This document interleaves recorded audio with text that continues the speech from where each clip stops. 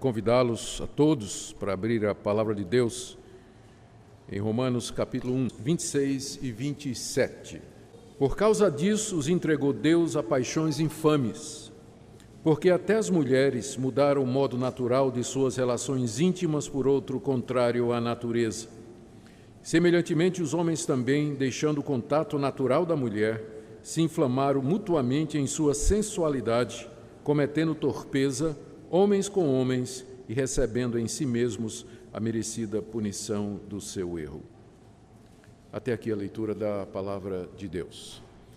Antes de orar, eu queria fazer uma solicitação aos pais que estão com crianças pequenas, pedindo desculpas porque durante o mês de julho o nosso departamento infantil está em recesso. Eu sei que fica um pouco difícil para quem tem criança pequena, porque às vezes os meninos querem participar do culto também, não é? E nós ficamos felizes vendo os nossos filhos louvando a Deus e cantando e protestando contra o sermão às vezes, né, também. Mas nós pedimos que, se você não tiver condição de controlar ou manter o seu filho quieto, então saia só um pouquinho com ele, para ele acabar de gritar lá fora, e quando ele se acalmar, você pode trazer ele de volta, é muito bem-vindo. Nós não queremos que você perca a parte do culto, nenhuma parte, mas nós precisamos de entender que é preciso um ambiente de tranquilidade e silêncio para que nós possamos nos concentrar em ouvir a palavra de Deus. Vamos orar. Nosso Deus, nós pedimos a Tua orientação para a compreensão da Tua palavra. Nós oramos que o Senhor nos guie nesse tema tão difícil, espinhoso para os nossos dias. Oramos, ó Deus, por aqueles que de uma forma ou de outra estão enfrentando situações em que esse tema está no centro e pedimos que o Senhor os ajude e nos ajude também a sermos fiéis à Tua palavra em todos os sentidos. Em nome de Jesus. Amém. Meus irmãos, os dois versículos que eu li, eles representam parte do argumento do apóstolo Paulo no capítulo 1, em que ele explica por que ele quer pregar o evangelho na Espanha. A razão, diz o apóstolo Paulo, é que todo mundo pagão está condenado. Não há inocentes diante de Deus, nem mesmo aqueles que nunca ouviram o evangelho, nem ouviram falar da lei de Moisés, são inocentes diante de Deus. Porque Deus se revelou a essas pessoas, primeiro pela consciência e segundo pela criação. E tanto por uma quanto pela outra e pela combinação das duas, nós deveríamos saber que há um Deus e que esse Deus é santo, é justo, ele é reto e que ele não é a natureza e que nós devíamos dar glória a ele e render-lhe graças durante a nossa vida. Entretanto, a humanidade desprezou esse conhecimento de Deus. Paulo nos diz no início do capítulo 1 que eles sufocaram a semente do conhecimento de Deus que está nos seus corações e se voltaram para os ídolos, criaram deuses à sua imagem e semelhança e rejeitaram a revelação do Criador e do Todo-Poderoso. Deus, então, como castigo pela rejeição da humanidade, entregou a humanidade aos seus próprios desejos, entregou a humanidade às suas próprias paixões e, como resultado, tiradas as travas e os freios, a humanidade se precipitou cada vez mais na imoralidade, na violência e na perversão dos seus caminhos. E aqui o apóstolo Paulo aponta uma dessas consequências do abandono de Deus, por assim dizer. Deus abandonou a humanidade e as suas paixões. E como resultado, então, nós lemos aqui, os homens, sem mais a graça de Deus para controlá-los, eles perverteram a ordem natural das coisas, desonraram seu corpo entre si. E Paulo aponta para o lesbianismo e o homossexualismo como sendo evidências concretas dessa entrega de Deus. Ou seja, Paulo vai falar e fala dessas duas coisas nos versos 26 e 27 como sendo uma expressão do juízo de Deus sobre a cultura dos seus dias. E nós fazemos a transposição e vemos também esses sinais hoje indicando a ira de Deus sobre a nossa própria cultura e nossa própria sociedade. Portanto, o meu tema nessa noite é esse, dos versos 26 e 27. Quando Paulo fala que Deus entregou os homens, as pessoas, às suas paixões infames, ele fala no verso 26 que as mulheres mudaram o modo natural de suas relações íntimas por outro, que é o lesbianismo, contrário à natureza. E no verso 27 ele diz que os homens fizeram a mesma coisa, homem com homem, cometendo torpeza e recebendo em si mesmo a merecida punição do seu erro. Nós estamos diante de um dos assuntos mais sensíveis e polêmicos dos nossos dias, que é essa questão da homossexualidade. Por homossexualidade nós entendemos não somente a atração e o sentimento entre pessoas do mesmo sexo, mas também as próprias relações sexuais entre elas. A pergunta é por que esse assunto tem ganhado tanta visibilidade em nossa época?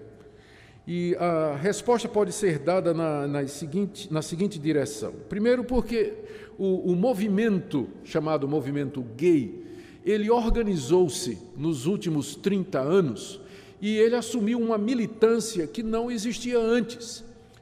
Sempre houve pessoas que se sentiram atraídas por outras do mesmo sexo e que mantinham relações com pessoas do mesmo sexo. Sempre houve. Há relatos disso nas culturas mais antigas que nós temos conhecimento. Mas é que somente agora, nas últimas décadas, no mundo ocidental, é que houve uma movimentação das pessoas que são participantes desse movimento para fazer com que não somente esse tipo de relação seja considerado aceitável, mas que seja visto como normal e até desejável. E esse movimento, então, ele vem ganhando cada vez mais, apesar de ser minoria, a adesão de políticos, de artistas, de fazedores de opinião e tem conseguido influenciar os meios de comunicação, a mídia, a política, a cultura e a própria opinião pública, não é? Eu sei que vocês não sabem disso porque crente não vê novela, mas me contaram que na novela da Globo, numa novela da Globo recentemente, houve a primeira cena de sexo gay jamais apresentada numa novela. Como eu sei que vocês não assistem novela, eu estou trazendo essa informação para vocês, não é?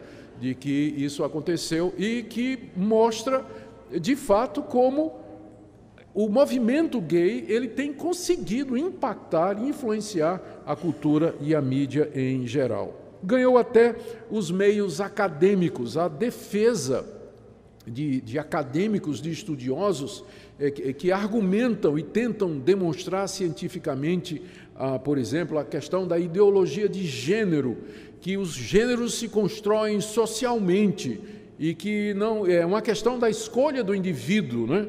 E pela última contagem que eu soube, né, já havia 16 possibilidades de sexualidade. Você nasceu mulher, mas por dentro você é homem, mas você gosta de mulher. Ou então você nasceu mulher, você por dentro é homem e você gosta de homem. Aí o contrário, você nasceu homem, mas por dentro é mulher e gosta de mulher. Então são 16 possibilidades. Antigamente tinha um velho marque, né, quando a gente chegava no hotel, tinha dizendo assim, marque o sexo. Aí tinha uma caixinha M e outra caixinha F, né, ou masculino ou feminino. Hoje vão ter que colocar 16 caixinhas, né, para que você marque qual é a sua identidade, né, sexual. Como resultado exatamente dessa movimentação que existe hoje em todo lugar no mundo ocidental com relação à questão da sexualidade. Mas até aqui os cristãos poderiam dizer é uma questão da pessoa diante de Deus e nós respeitamos as opções que as pessoas tomam na vida e tudo mais. Mas a questão é que esse movimento, o movimento organizado, ele tem feito ataques cada vez mais ousados contra o cristianismo e contra a família e contra os padrões tradicionais das culturas ocidentais que foram influenciadas pelo cristianismo. Para começar, eles conseguiram rotular todo pensamento contrário como sendo discurso de ódio. Então, se você disser, eu não concordo com o homossexualismo, já é rotulado de homofobia. Nós não temos nem o direito de dizer que, na minha opinião, na nossa opinião, né, a gente respeita as pessoas, ama as pessoas, quer tratá-las todas por igual, mas se você disser que a homossexualidade está errada, já vem o rótulo de homofóbico ou discurso de ódio. Então, eles vêm conseguindo emplacar isso na cultura, na opinião pública. Outra coisa que eles têm feito é tentado culpar o cristianismo pela perseguição e violência contra os homossexuais, porque dizem que a igreja, ao considerar a homossexualidade como errada, provoca nos fiéis uma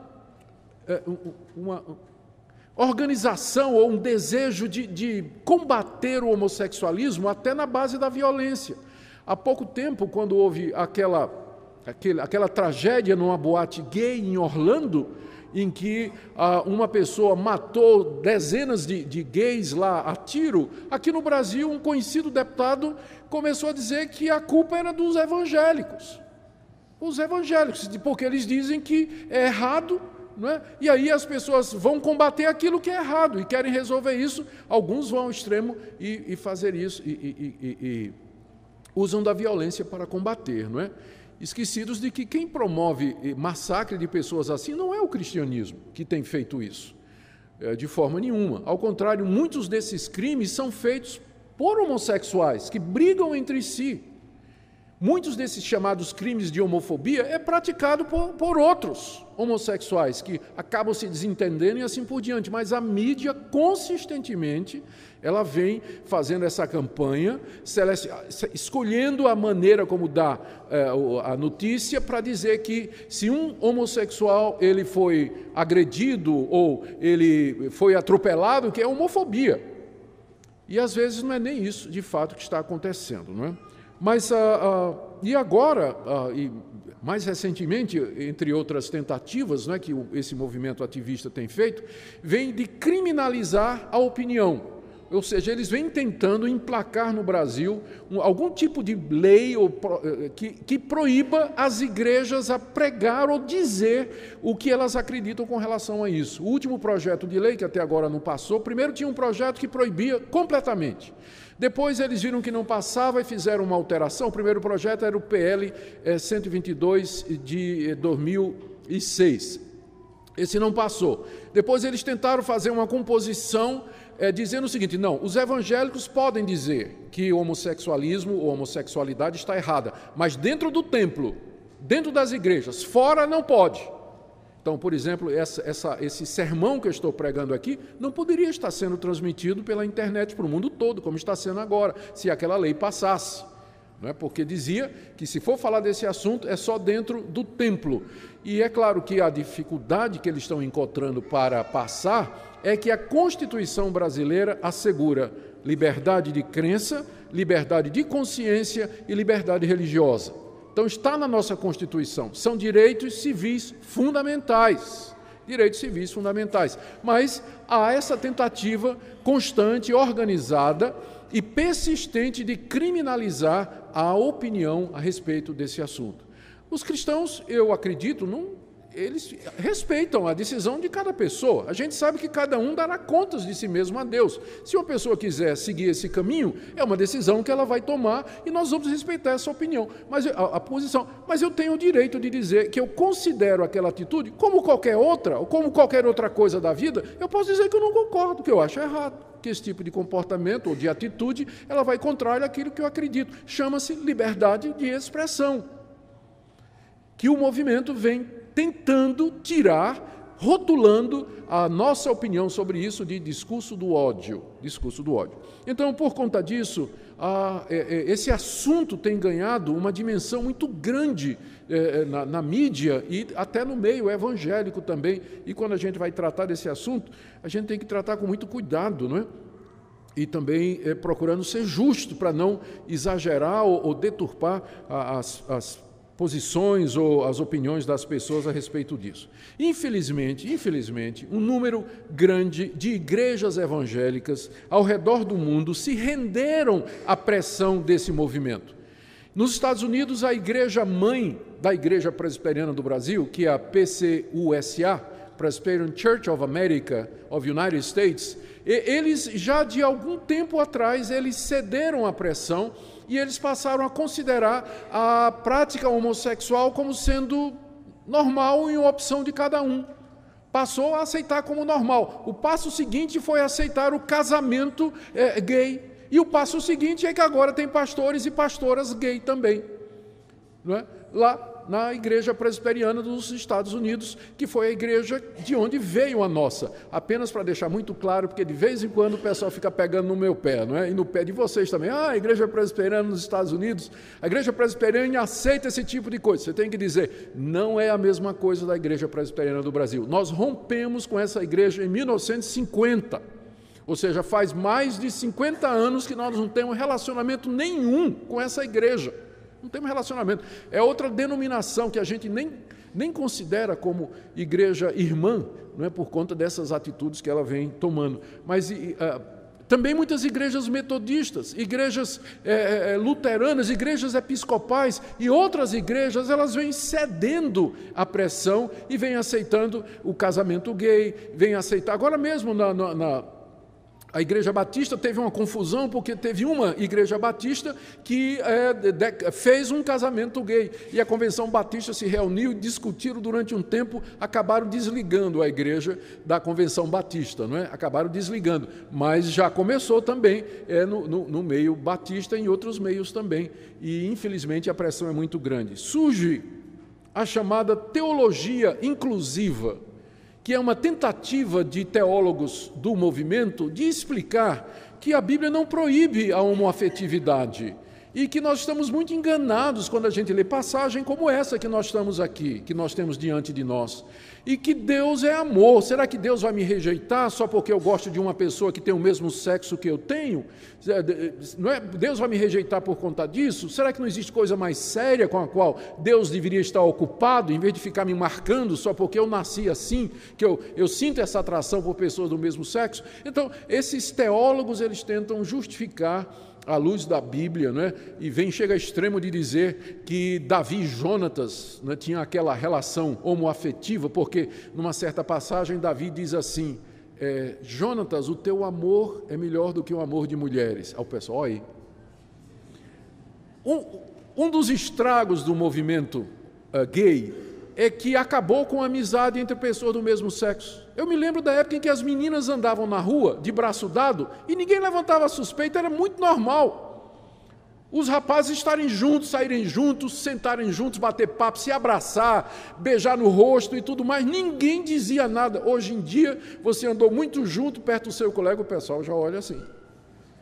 Então, o movimento conseguiu acabar com essa coisa bonita, que é a amizade entre pessoas do mesmo sexo, que era a amizade que Davi tinha por Jonatas.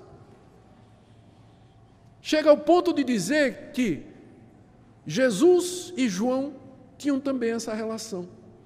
Porque na noite em que foi traído, diz lá que Jesus foi traído, João encostou a cabeça no ombro de Jesus e perguntou, quem é o traidor? Está vendo? Eles dizem. Mas houve uma época em que um rapaz podia encostar a cabeça no ombro de outro e era perfeitamente normal. É que os nossos olhos foram mudados por causa da pressão do ativismo gay. Nós passamos a ver maldade onde ela não havia e passamos a enxergar determinadas coisas onde elas nunca estiveram antes. Nunca estiveram antes. Infelizmente, então, isso vem acontecendo. Bom, o que está em jogo realmente para os cristãos que creem na Bíblia como a palavra de Deus é essa questão. Como é que então nós devemos encarar a questão da homossexualidade? E meu objetivo nessa noite é expor o que o apóstolo Paulo escreveu sobre este assunto aqui nessa passagem. O verso 26 e 27 do capítulo 1 da carta aos Romanos tratam exatamente desse assunto.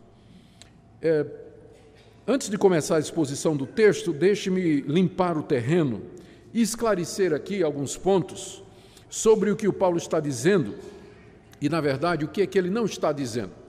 Acho que eu vou começar com o que Paulo não está dizendo, ou o que é que ele não está proibindo aqui, ou vou tentar dizer como é que algumas pessoas acham que esse trecho deveria ser lido.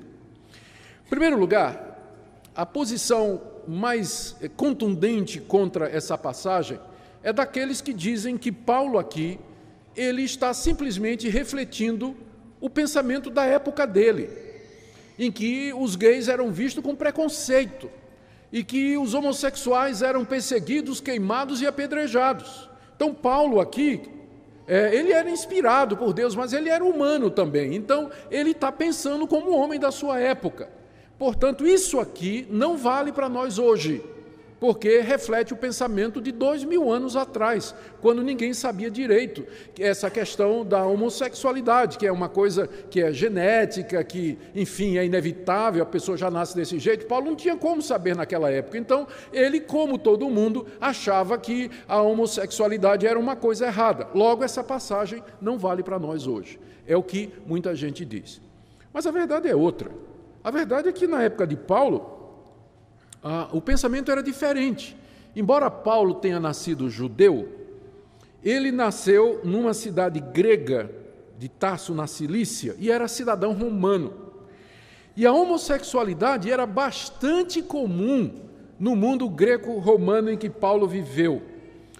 Aristófanes, um famoso dramaturgo grego que viveu alguns anos antes de Cristo, ele disse numa certa ocasião que a homossexualidade era tão comum na cidade de Atenas que ele estava certo de que a maioria de sua audiência era de homossexuais.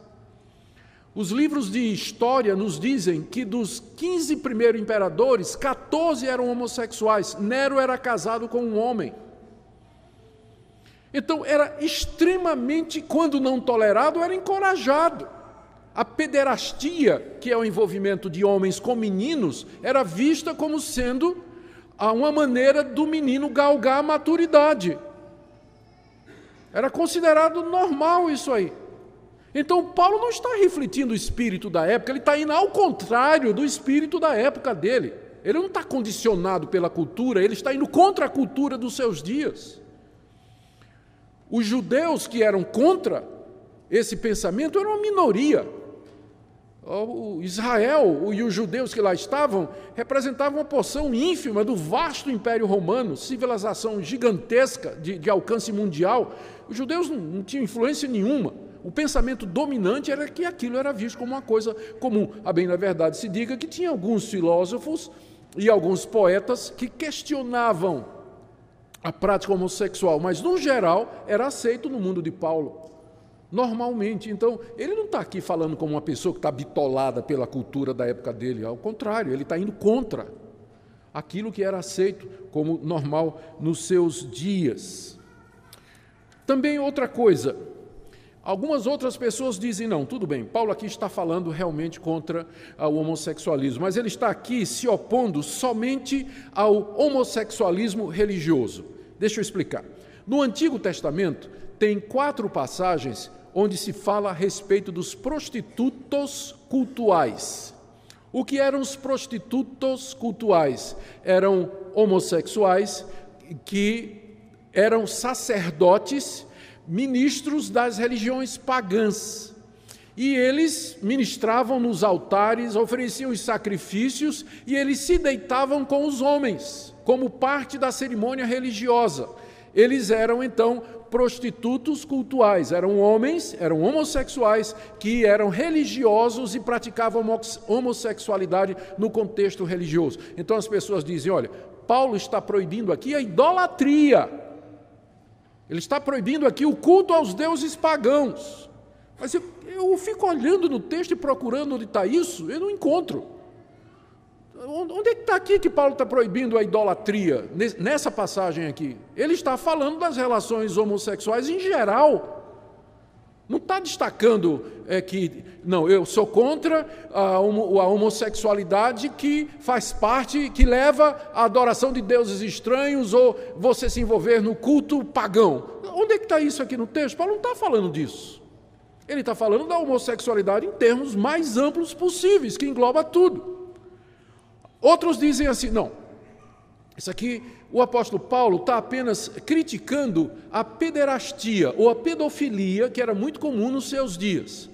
Tá bem, até poderia ser se tivesse só o verso 27, mas e o verso 25 que diz de mulher com mulher? Isso não é pederastia. Então, Paulo não está falando de pederastia, pedofilia, ele está falando de, independente da idade, de relações homossexuais, independente da idade, e tanto de mulher, como de homem como homem. Mais uma vez, é uma tentativa de tirar a força dessa passagem. Outros ainda dizem aqui, Não, aqui o apóstolo Paulo, ele está proibindo somente os relacionamentos homossexuais quando eles são abusivos e violentos, porque se há fidelidade e amor entre o casal gay, então não tem nada errado nisso, porque o que vale é o amor, é o mais importante, que haja fidelidade. Paulo está apenas condenando essas relações violentas. Mas eu olho mais uma vez para o texto e pergunto, onde é que está isso no texto? Paulo não está destacando nenhum tipo específico de relação homoafetiva, ele está falando dela em geral e, portanto, está incluindo todas. Todas, não está destacando uma em particular. E, finalmente, o que nós temos que dizer aqui é que essa passagem se lida no seu contexto e no seu modo natural, na forma simples como ela está. O apóstolo Paulo está falando de relações homossexuais entre mulheres e homens em geral, e, portanto, está incluindo todo tipo de relação homoafetiva. Não está destacando uma em particular, mas está falando de todas. Portanto, a passagem tem uma aplicação global, geral, universal e vale para os nossos dias perfeitamente. Perfeitamente. E é assim que nós vamos tratar a passagem. Então, perguntemos, como é que Paulo considera as relações homossexuais aqui?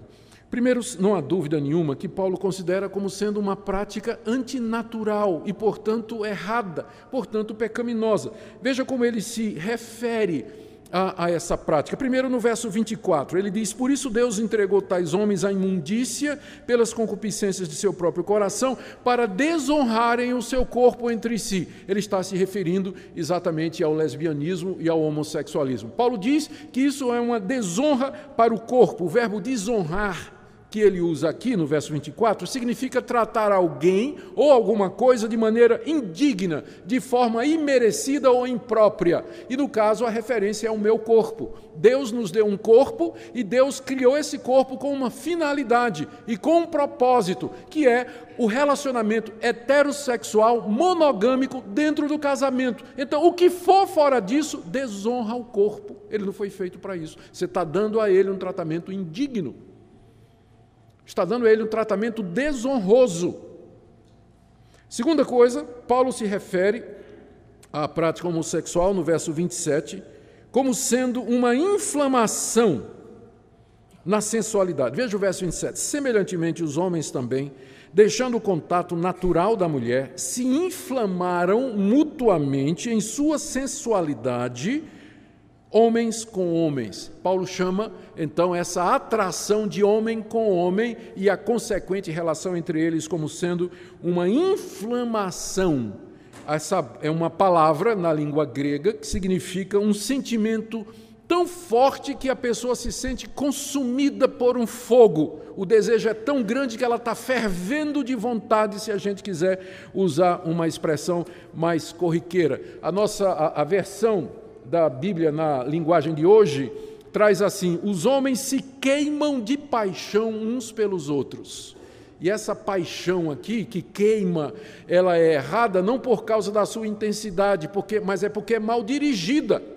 É de homem para homem. O homem deveria se inflamar e queimar de paixão por uma mulher, mas ele faz isso por outro homem. Paulo, então, considera como sendo uma inflamação dirigida, não é? Para o alvo errado. No verso 27 ainda, ele se refere a esse relacionamento como sendo torpeza. Está vendo aí no verso 27? Cometendo torpeza. Torpeza significa uma atitude vergonhosa, ou como é traduzido na Nova Versão Internacional, um ato indecente.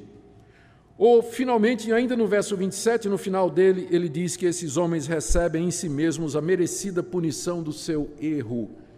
Então, é evidente, é claro que não há dúvida nenhuma, se você for tomar a Bíblia como ela está e como ela nos diz, não há o menor questionamento. A prática homossexual é vista como sendo errada. Não tem como torcer essa passagem. Aquelas tentativas que eu mencionei no início, que Paulo não está falando disso, que Paulo não está falando aquilo, elas todas caem por terra diante da clareza do texto, da sua simplicidade. Paulo está afirmando com muita clareza: isso é errado. Isso é errado, é pecado diante de Deus. Mas a gente pergunta, mas Paulo não estaria sendo incoerente? Algumas pessoas perguntam, né? Paulo não está sendo incoerente? Porque lá no Antigo Testamento está dizendo mesmo, por exemplo, lá em Levítico, capítulo 20, né, que o homem que se deitar com outro como se fosse mulher está cometendo abominação. Só que essas pessoas dizem, está lá dizendo também que tem que ser apedrejado.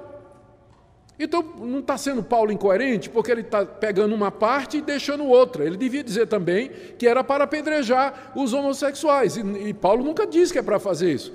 Mas é de uma capciosidade impressionante esse tipo de argumentação, que ignora a distinção clara que o Novo Testamento faz entre aquilo que é moralmente errado e a aplicação de penalidades que estavam relacionadas com a nação de Israel.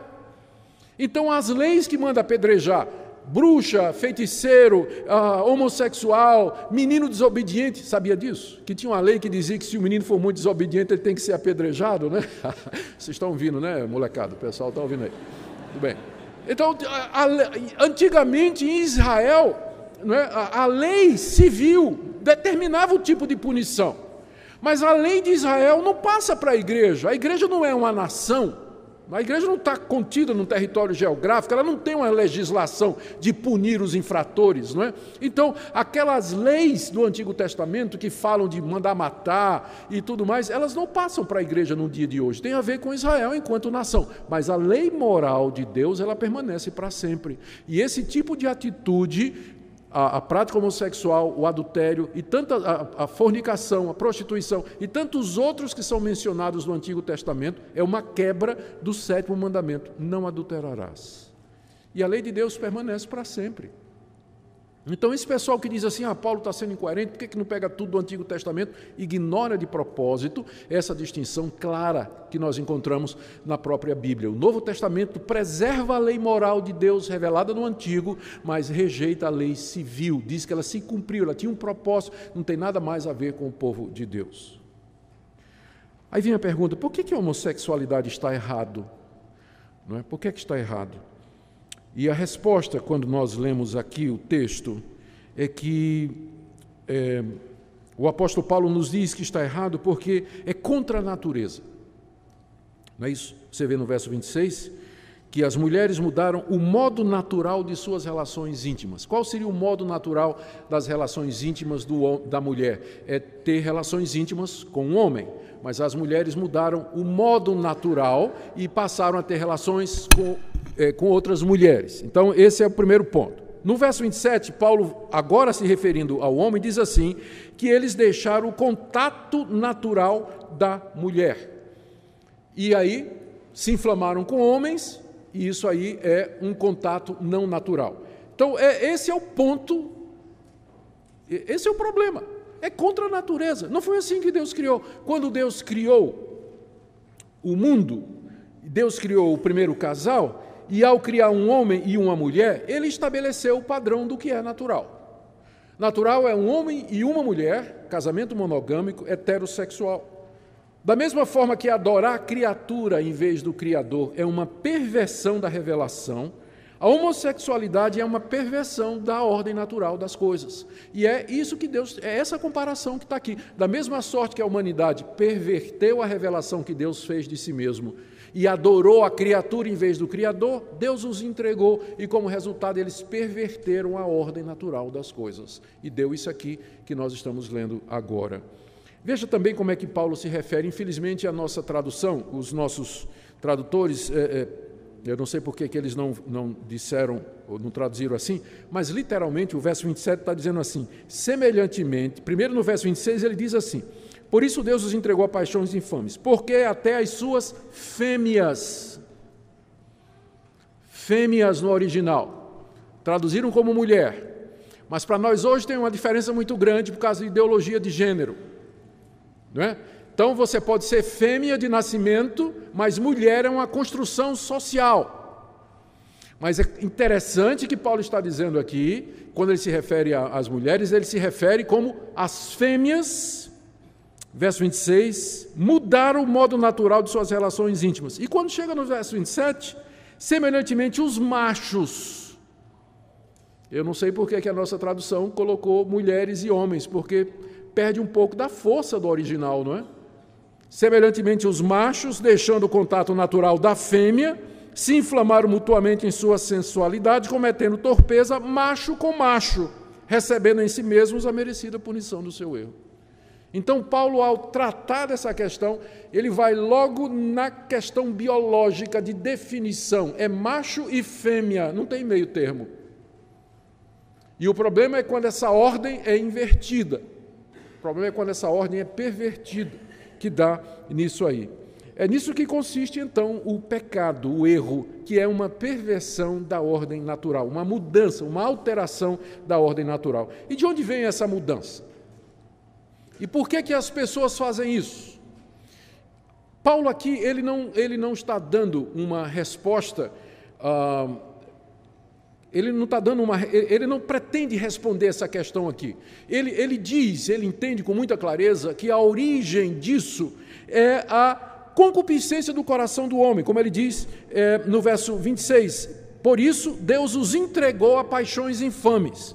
Então, essas paixões já havia no coração.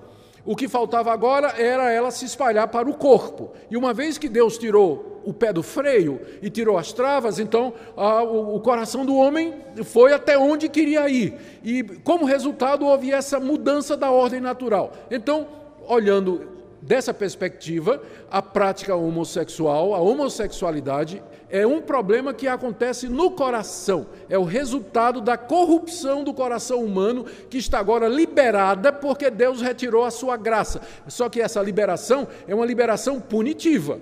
É o resultado da reação de Deus porque a humanidade rejeitou o conhecimento, a descoberta que ele fez de si mesmo na consciência e na criação. Então, a origem é essa, é o coração do homem. Veja como Paulo se refere a paixões infames, no verso 26, e também fala da concupiscência do coração, no verso 24. Fala de inflamação mútua, ou seja, essas coisas primeiro acontecem no coração, para depois, então, se tornarem uma prática, não é? Agora, é claro, hoje, nós sabemos que nesse processo, né, em que as pessoas abraçam a homossexualidade, tem alguns fatores externos que precisam ser considerados. Por exemplo, a educação dos pais. Tem pai que, de propósito, já cria o filho nem homem nem mulher. Vocês sabem disso, né? De vez em quando aparece aí na mídia um casal, especialmente lá nos países da Europa, que cria um menino sem definição, ou a menina sem definição de sexo. Então, tem casais que, comprando a mentalidade da época, vão nessa onda de ideologia de gênero e dizem assim, vou deixar meu filho decidir quando ele tiver 10 anos o que é que ele vai ser. Então, até lá, eu vou tratar ele como menino e como menina ao mesmo tempo, ou nenhum dos dois. Não sei. Algumas escolas estão querendo isso, a gente sabe. Uma boa notícia é que a Associação Nacional dos Juristas Evangélicos, da qual eu tenho o privilégio de fazer parte, nós conseguimos uma grande vitória lá em Niterói recentemente, derrotando ideologia de gênero na Câmara. Eles queriam colocar nas escolas públicas e, graças a Deus, foi derrotado. Estamos brigando no que a gente pode, mas a luta é grande, né? Nós vamos falar sobre ideologia de gênero no próximo domingo, na escola dominical, que nós vamos ter uma aula só sobre isso, né? Então, eu creio que vai ser do interesse de vocês. Mas o meu ponto aqui, para voltar ao que estou dizendo, a gente sabe que a educação dos pais, a educação pública, acaba provocando isso, né? A influência da cultura e da mídia, onde isso é colocado de maneira tão aberta, né? Provoca também. Eu acho que eu já disse para vocês no domingo passado que eu estava vendo televisão e apareceu a notícia, sabe aqueles eventos de a moda masculina de verão de 2016, né? Teve um lançamento da moda masculina de verão de 2016 lá em um país da Europa. Quando eu olhei,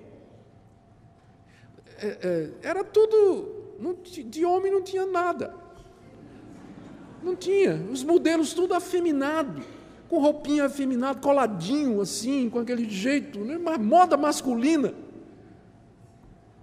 é a cultura, é a época, é assim.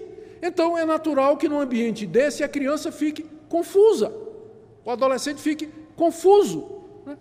Então, pode acontecer que alguns até vão por um caminho, até por curiosidade, né, para saber o que é aquilo, o que é que isso representa, e dá uma dor de cabeça aos pais, né, muito grande. Abuso sexual sofrido na infância, muitos apontam para isso, que foram abusados na infância, e apontam como sendo a causa. Lares disfuncionais, onde os papéis não são respeitados, onde quem usa calça é a mulher e o homem usa a saia, não é?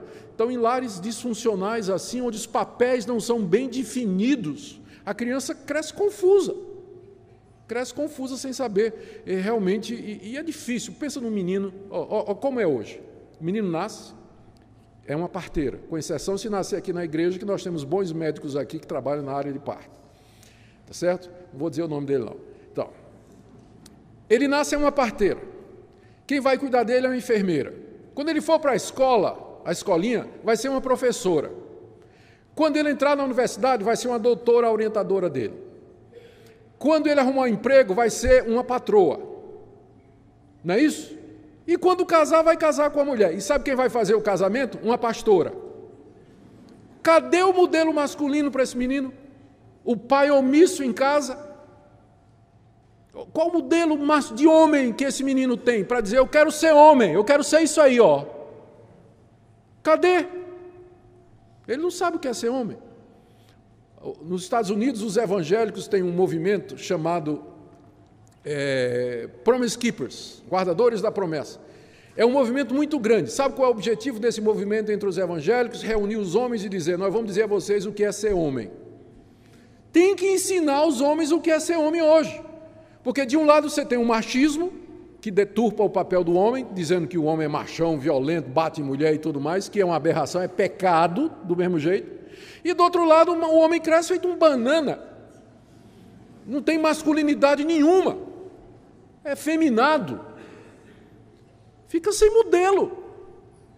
E quando tem esses modelos, às vezes é um modelo ruim na família. E o resultado é isso que nós estamos vendo aí. Então, há todos esses fatores externos, né? E mais recentemente, e algum tempo atrás, isso já está sendo abandonado, começaram a dizer que isso é um problema, né? Que isso é uma tendência que a pessoa nasce com ela. Agora, nós temos que decidir, porque eu não sei mais o que é que eles estão pensando. Porque, primeiro, de um lado, você vê gente dizendo, não, o homossexual, ele nasce homossexual. Mas agora estão dizendo que não, que é uma questão de escolha, é uma questão de gênero. Ou seja, você nasce de um jeito, mas depois você pode escolher ser outra pessoa. Então, a gente não sabe nem o que estão pensando agora. Nasce assim ou não nasce? Porque se nasce, não tem isso de ideologia de gênero. E se ideologia de gênero é verdade, então não é uma coisa de nascimento.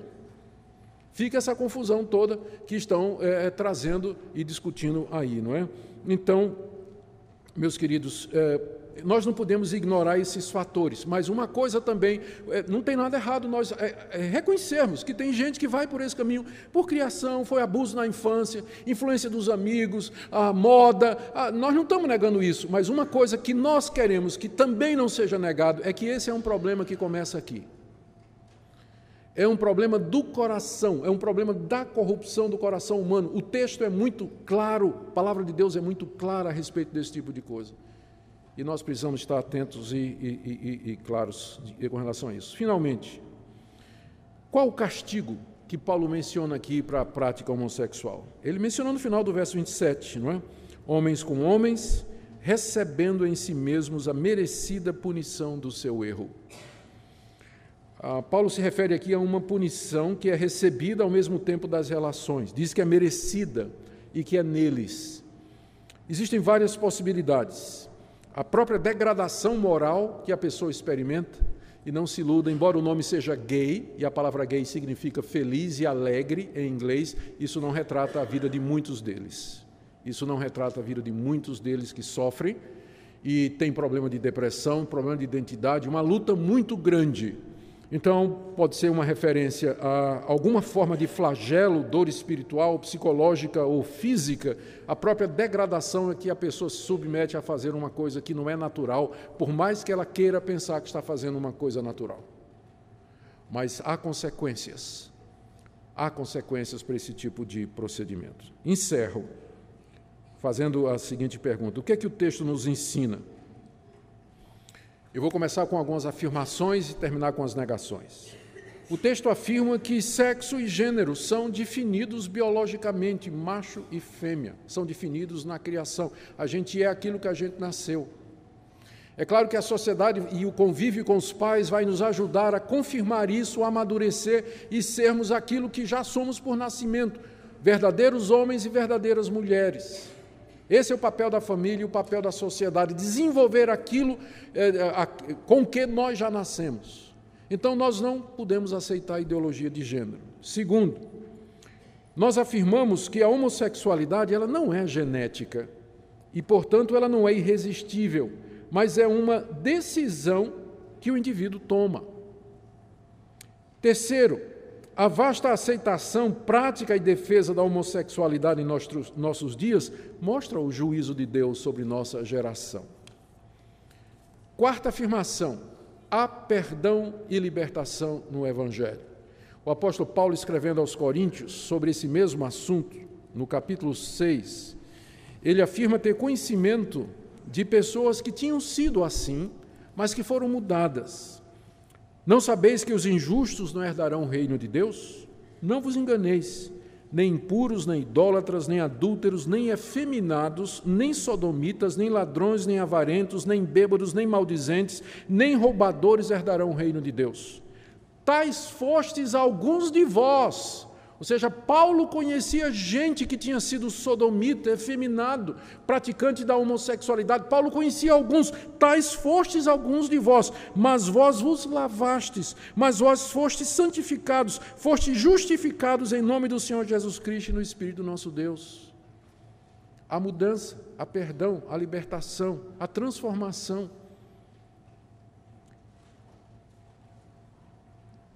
E o que isso tem a ver conosco em termos práticos?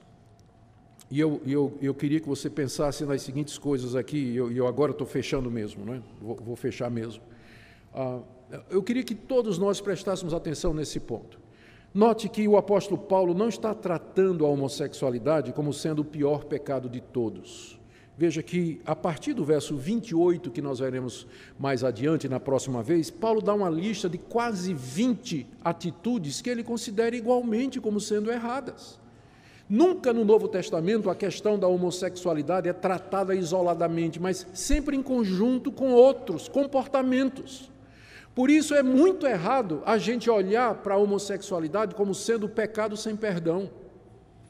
E algumas das reivindicações do movimento estão corretas, às vezes a igreja é homofóbica mesmo.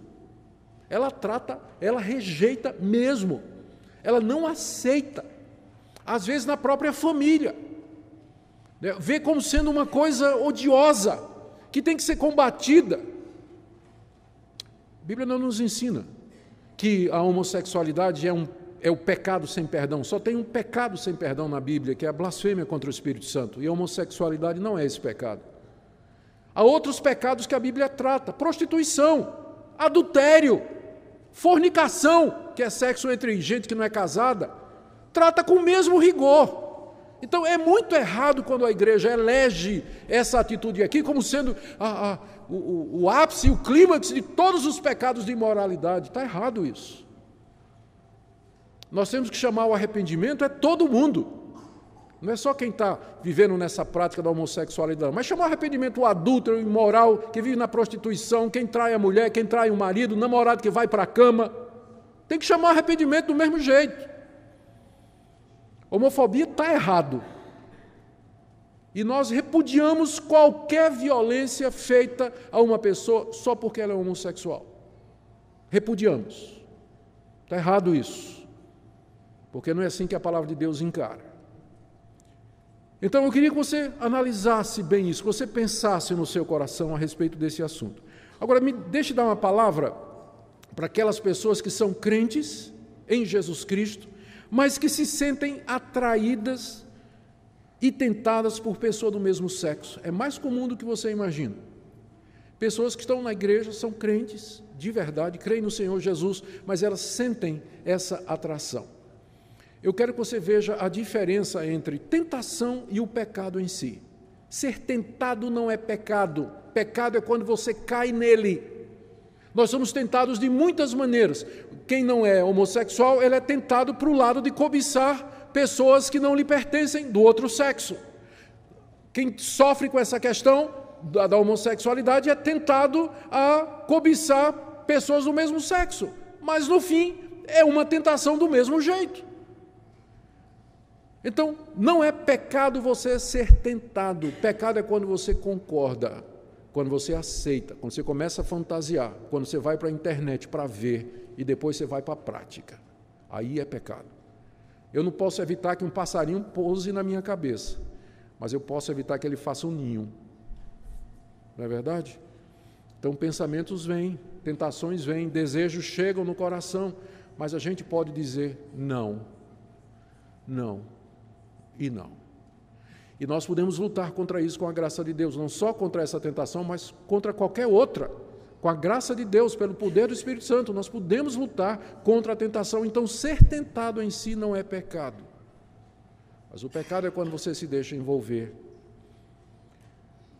Também uma palavra a quem está envolvido na prática homossexual. Como eu disse, a igreja não pode ver isso como sendo um pecado sem perdão. E é necessário que você entenda que o mesmo tratamento que nós lhe daríamos é o mesmo tratamento que nós daríamos a uma pessoa que também está engajada em qualquer outra prática sexual ilícita. E o tratamento é padrão, é o mesmo. Arrependimento, mudança de vida, fé no Senhor Jesus Cristo para perdão de pecados, comunhão com Deus e com o seu povo. É a mesma mensagem, não tem diferença nenhuma. E a última palavra aqui, talvez a mais difícil, aos pais que têm filhos que estão sendo tentados nessa área. É muito difícil isso. E muitos pais sofrem, eu não sei nem como, cada situação é uma situação, talvez a minha história ajude um pouquinho. Eu fui um menino muito malvado, não desse jeito, né? Mas eu dei muito trabalho à minha família, dei muito trabalho. Roubava coisa de casa, ia para farra, ficava bêbado, fazia coisas das quais hoje eu tenho vergonha só de falar, não vou falar muito não. Mas eu tinha uma mãe que me amava e orava por mim, e um pai que discordava completamente de mim, mas nunca fechou a porta da casa dele para mim, nunca fechou. Eu sabia que mesmo depois daquelas noites de farra e tudo mais, eu podia voltar para casa, que eu tinha um lar ali. Que meus pais não concordavam comigo, isso era muito claro, mas eles nunca me abandonaram. No dia que Deus abriu o meu coração e eu me tornei crente, os meus pais me receberam de braços abertos. Eu sabia que eu tinha um lar para onde eu podia voltar, alguém que podia me abrigar e me ajudar e me acolher. Então, se eu posso dizer alguma coisa para você, não feche a porta para o seu filho.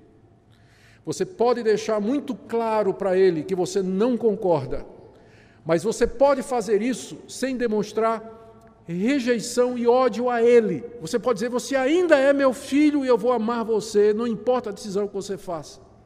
Mesmo que eu não concorde com isso, e você sabe que eu não concordo com isso, mas a porta do meu coração, e enquanto for possível, da minha casa vai estar aberta para você. É claro que na minha casa eu não quero que você traga pessoas, que você não faça tais coisas, tem hora para você chegar e tem tudo mais, enquanto você estiver na minha dependência, não é? Mas o meu coração está aberto para você conta com minhas orações e vou estar com você sempre. Eu acredito que o amor e a misericórdia são o melhor caminho. São o melhor caminho. Quem sabe um dia esse filho vai dizer, puxa vida, eu sou tão rejeitado, as pessoas olham com tanto preconceito para mim, mas minha mãe me ama. Meu pai me ama, apesar de eu ter dado tanta tristeza ao coração deles, e quem sabe Deus não vai usar isso para fazer a diferença na vida do seu filho. E que Deus a todos nos dê graça, meus irmãos. Oremos pelo nosso país, oremos por esses queridos que lutam com essas coisas, que Deus nos dê misericórdia, sabedoria, para lembrarmos que aquele que está em pé, veja que não caia. Que a graça de Deus esteja com todos nós. Amém. Oremos. Ó Pai querido, nós pedimos misericórdia, pedimos que o Senhor tenha compaixão de nós, pedimos perdão pelas vezes que não soubemos tratar pessoas que estão lutando contra essa tentação. Eu oro pelos pais que têm que lidar com filhos nessa situação. Oro pelos jovens da igreja, adultos, também pessoas casadas que lutam contra essa tentação. Ajuda o Senhor a vigiar e orar para não cair em tentação. Dá-lhes graça e misericórdia. Ajuda, Senhor, o nosso país, tem misericórdia de nós, permita que nós continuemos a ter liberdade de expressão, de religião, de consciência, para que possamos, ó Deus, ser aquilo que o Senhor planejou para nós, uma igreja que é sal e luz do mundo. Graças te damos pela tua misericórdia, em nome de Jesus. Amém.